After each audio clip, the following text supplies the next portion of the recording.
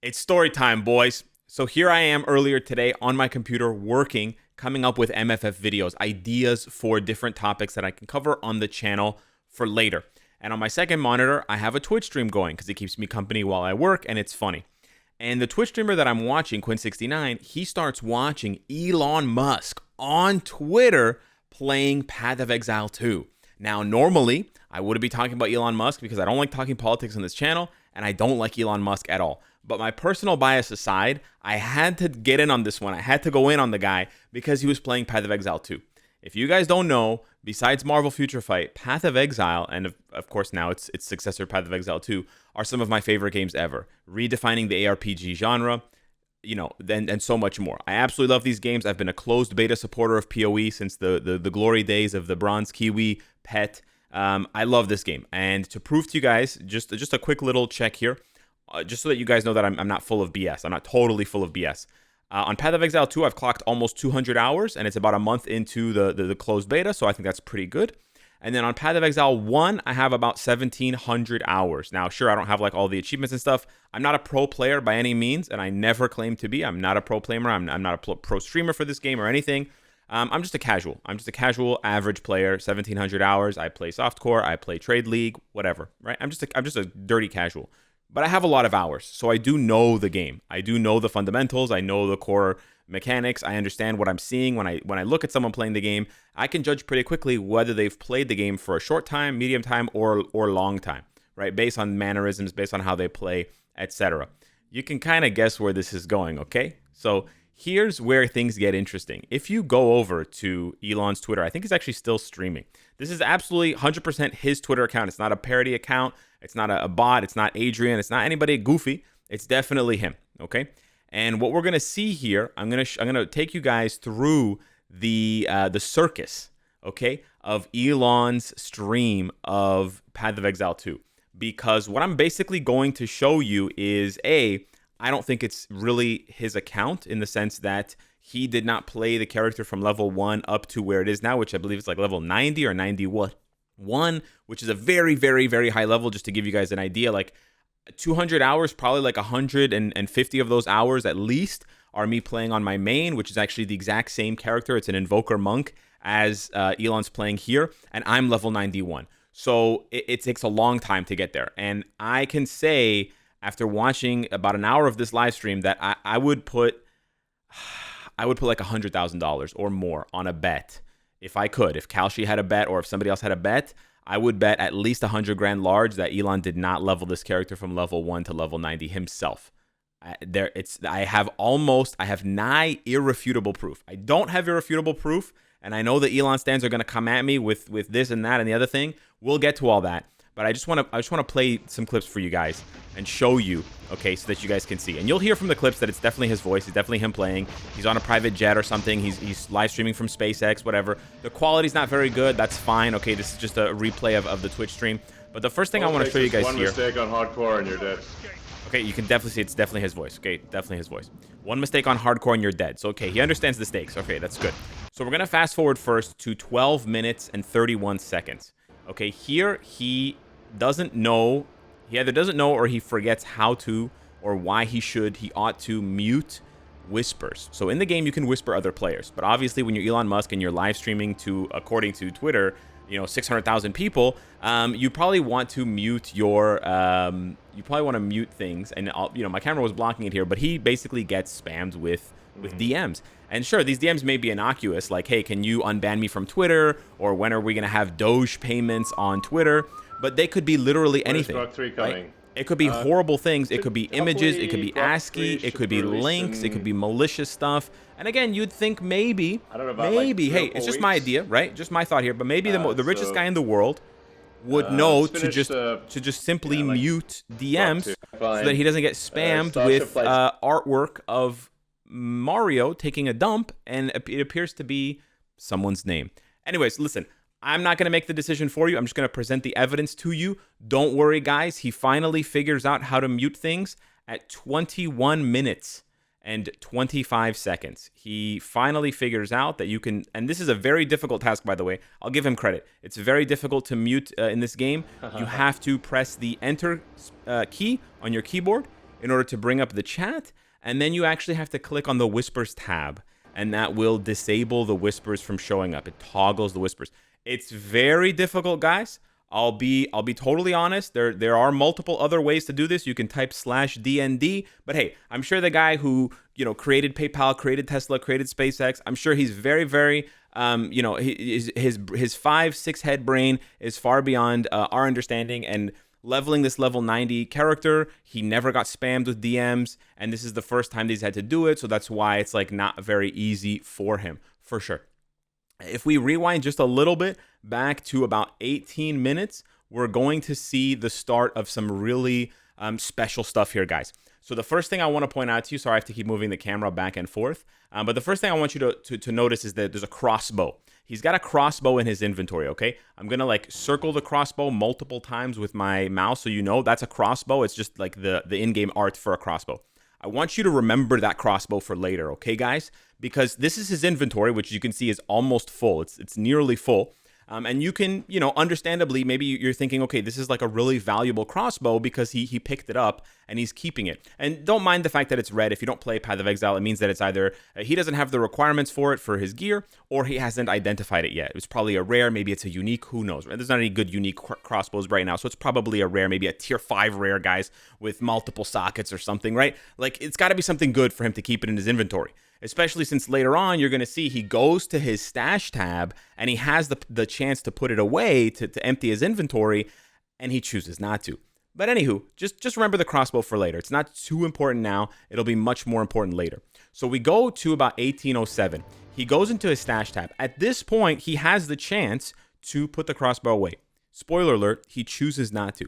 First thing I want to point out to you guys is, sure, he has stash tabs, cool. He's a Path of Exile pay-to-win gamer. It is what it is, guys. Every game is pay-to-win on some scale. In Path of Exile's case, it's very, very low pay-to-win, but of course, it is a little bit pay-to-win because it's going to improve your enjoyment of the game massively if you can spend $5 or $10 to buy some stash tabs. What I want to point out to you is that you can name these custom stash tabs. You can also change the color, which is really cool, but you can name them. And in this case, Elon has decided to name his stash tab Elon's Map.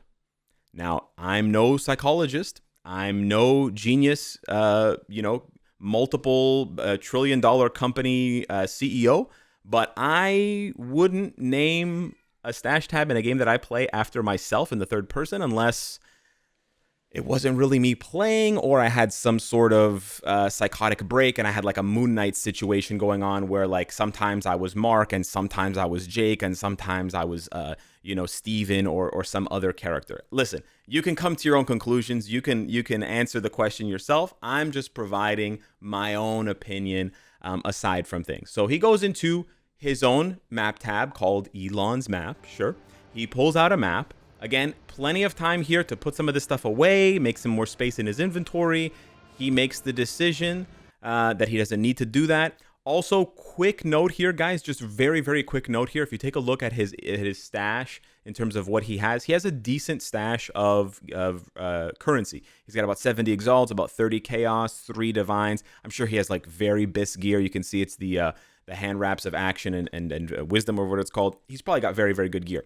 But he's not like giga rich in terms of his currency. Again, this is also going to be important a little bit later. He has no greater orbs, greater jeweler orbs. He has no perfect jeweler orbs. And again, he's only got 3 divines, right? He's got 3 divines. Maybe he's got like 4 divines worth of currency tops if he liquidates everything. Maybe 5 divines. Maybe 5 divines. So he's not like a giga rich, okay? Again, this is gonna matter soon when we get to the gameplay. But first, we have to take out, well, let's check out the beginning of the map here, okay? So he jumps into the map and he starts playing. And I'm just going to play some of this sort of free flow so you guys can see how he plays. And again, you can come to your own conclusion about how he plays, the way that he plays, the way that he moves his character around.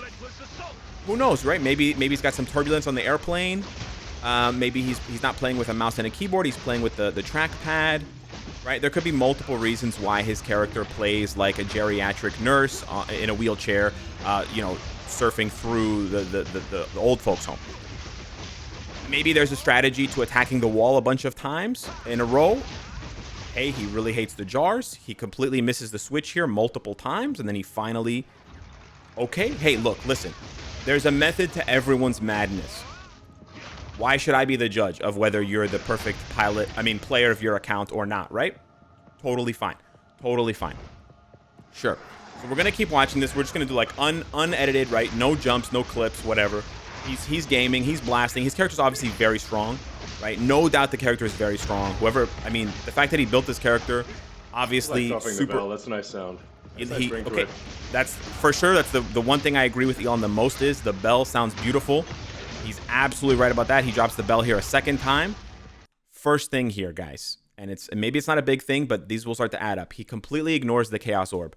Now, I did spend the time pointing out to you that this is not a very rich account in the sense of having tons of currency. If his currency tab looked like Ziz's or somebody else's at the end of a league and he was just like dripping in exalts and chaos and divines, sure. But brother could use that Chaos Orb, bro. That Chaos Orb is not like, it's not nothing, right? That's like, listen, that's like a guy who makes $50K a year and there's a $50 bill on the ground.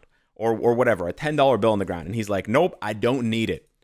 Sure, man. Let's continue. So he ignores the exalts. He ignores the chaos orbs. Sure, he isn't picking up anything, right? So you're thinking, okay, like at the end of the map, he's going to go back and pick this up, right? Sure, okay, maybe that's the way he plays. Okay, he encounters the shrine here. At first, he doesn't know what's going on. Or, super elite strategy. Okay, he finally picks up the shrine. Sure.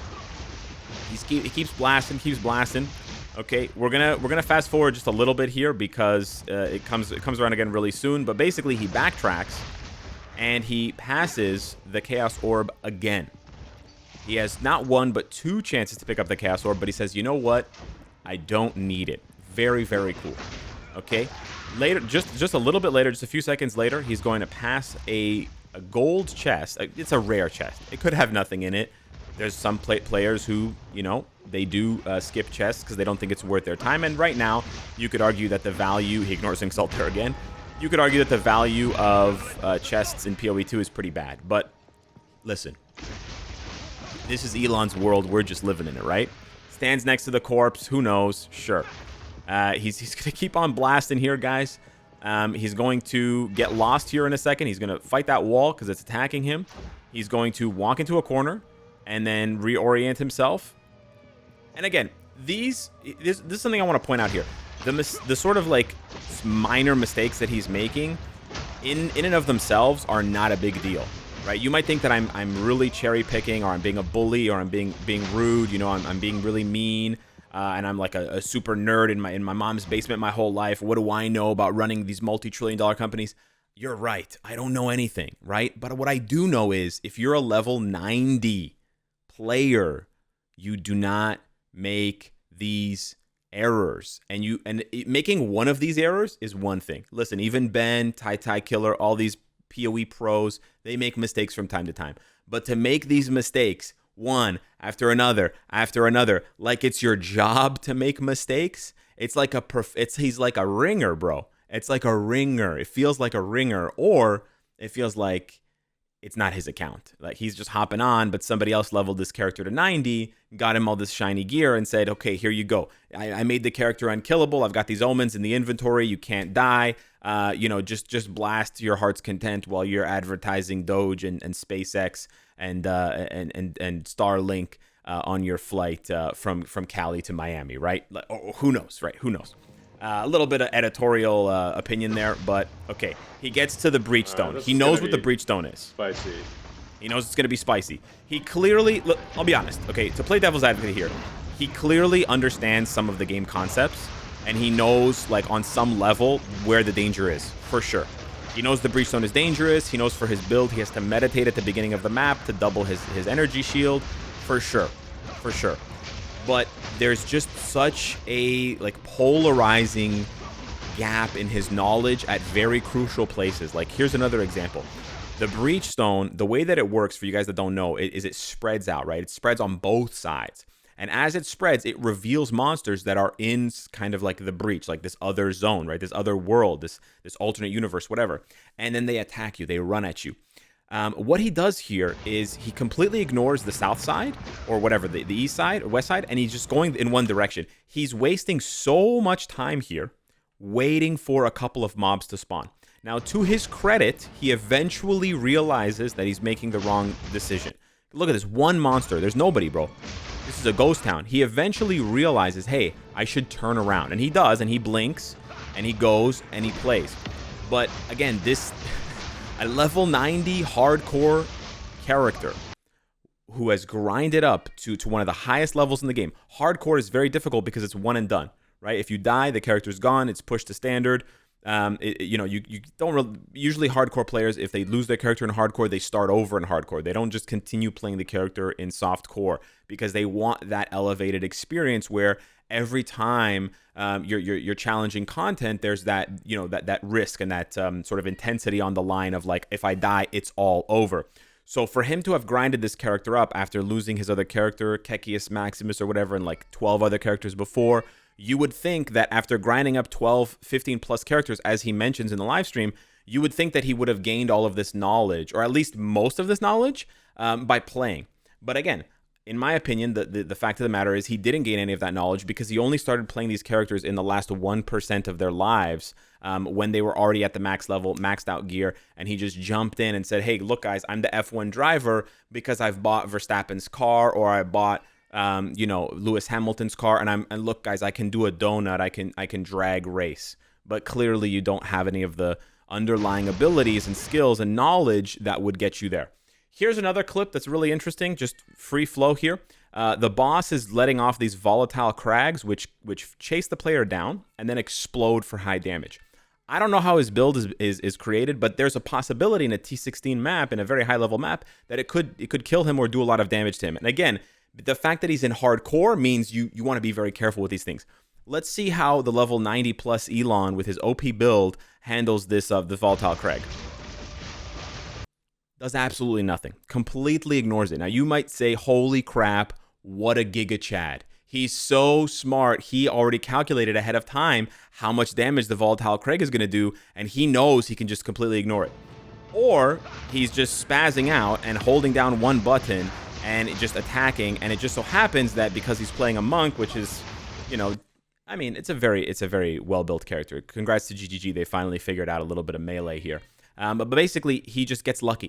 He gets lucky, and his character moves just enough by auto-attacking with his skill, with his Tempest Flurry, that he gets out of the way of the blast. But remember, he has access to dodge roll. He has access to blink on this character, and he chooses to use none of those abilities.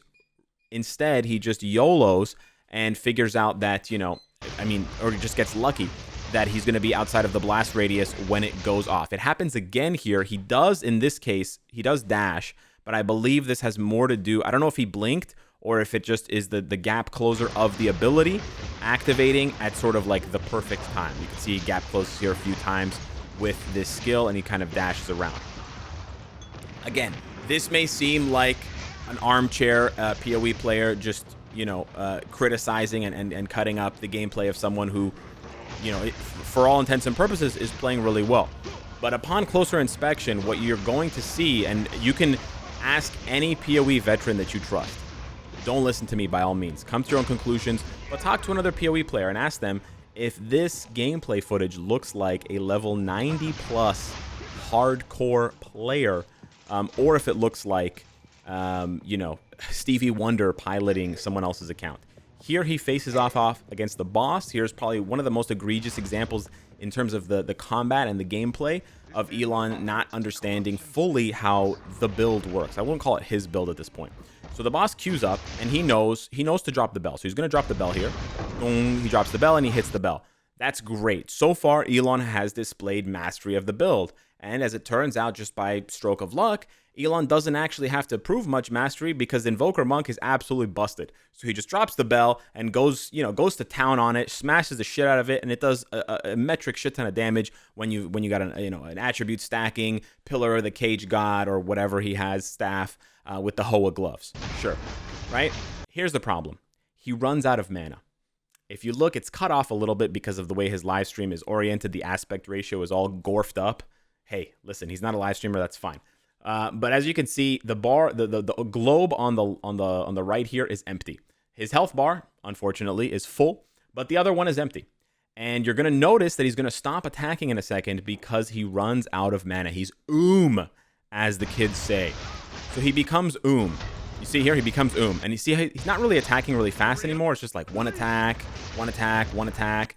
He's And ladies and gentlemen, he has a way to fix this. Yeah, again, it's hard to see because it's kind of cut off, but every character has one slot for an HP flask and one slot for a mana flask. So my mouse is right here, and you can see there's a HP flask here. It's red. It's very hard to see, I'll admit, but I can't zoom in because it's the aspect ratio of the Twitter video. It literally cuts off here. And the mana flask is blue. So all you got to press is the number 2 button and the number 2 key on your keyboard. Number 1 is for health. Number 2 is for mana. And what do you know it, against this boss on a high-level map on a level 90-plus hardcore character. Again, huge achievement for Mr. Musk, who's grinded up 10-plus characters to this point. He forgets to press his mana flask for a full 10 seconds. For 10 seconds, he completely forgets and is and then he finally figures it out after about 10 seconds, and he kills the boss. And it's glorious. And then oh boy, okay. And then the boss drops some loot.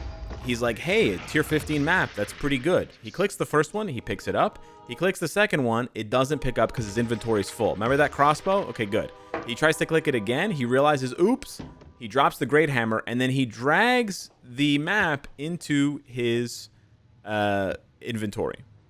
Again, I'm not going to be picky. I know the guy's 50 years old, but if he's an elite gamer, as they say, he would have known that instead of leaving his inventory open and having to click and drag and click again on those individual items, he could have just closed his inventory by pressing the escape key or pressing the I key, which is, I stands for inventory. And if he had just clicked on the waystones again, the items, they would automatically drop in his inventory. So he actually spent more time and more clicks, which is sort of like the antithesis of what an elite, highly efficient, hardcore gamer would do with 10 plus characters under their belt in PoE 2. In another example, Elon queues up for this fortress map with his tier 16 waystone, and the way that he describes the different modifiers on the map, which he set up himself if he actually played this character, and I won't get into the specifics of that, but he would have had to use precursor tablets on nearby towers in order to influence all of these mods, because they wouldn't all naturally appear on the map like this. He then tells us what he thinks of this map.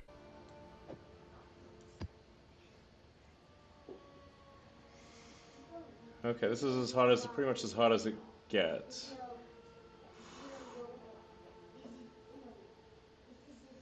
So, level 16, Waystone. There are 4 things there. This is going to seem like a sort of a petty criticism here, but again, if you are an elite gamer, you're level 90, hardcore, you're pushing your character to the limits of what the game has to offer, you would know by now that it's not 4 things. You would know by now that there's corruption, there's monster level that's been upgraded because of irradiation, I believe. Then that is breach, or the breach stones that he's been interacting with. That's a league mechanic. And then that is the expedition league mechanic. So there's 2 league mechanics, and then there's just 2 modifiers that just increase the monster level by 1 because the base is 80 from a tier 16 map or tier 16 waystone. But he calls them 4 things because, well, you decide why. A little bit later, while Elon is blasting, he lets us know that, this is max difficulty on hardcore. This is max difficulty on hardcore. Yep. If there's any way to get more difficulty, I don't know. If there's a way to get higher difficulty, I don't know what it is, but this is everything maxed out. Again, guys, I hate to be a stickler, but there's no way that if you had gotten to this point as a player, if you had actually played through the content from the campaign through to maps in PoE 2, that you would say something like this, because it's just categorically not true. While this content is very difficult and he is at a very high level, there are other ways to juice the content beyond, on top of the fact that Elon should know, by playing the game for as long as he apparently has, mapping in the game isn't usually as difficult as bossing. Now, It's a bit of a contentious issue. Some people will say mapping is a bit bullshit in RNG because of on-death effects and because of the way that maps have been designed in PoE2 with a lot of vagueness around areas where you can go and can't go and what is considered terrain and what isn't.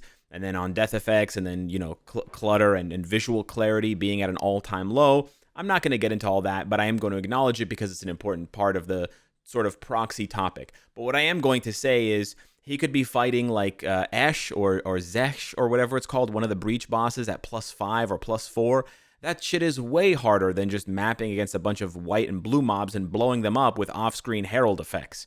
And again, you would know that if you had played the character. Or maybe he just wants people to think that he's playing harder content than he really is because the majority of the people watching don't know shit about Path of Exile. Or maybe it's like a secret third thing that I'm just not smart enough to understand, but I'm sure you, the viewer, will understand because you know Elon best. Here we can see Elon blasting even harder with his super fast, super strong character, and deciding that upon getting stuck on a wall, he's just going to abandon the mob ahead and back up.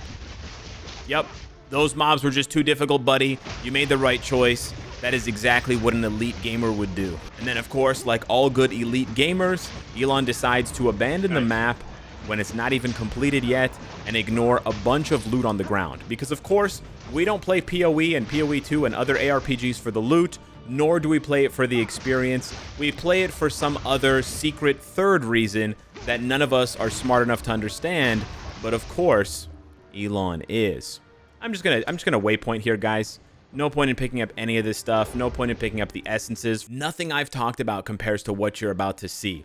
Remember the crossbow from earlier in the live stream about 40 minutes ago at 20-minute mark? Well, here at the 1 hour and 8-minute mark, you see it again in his absolutely maxed out inventory.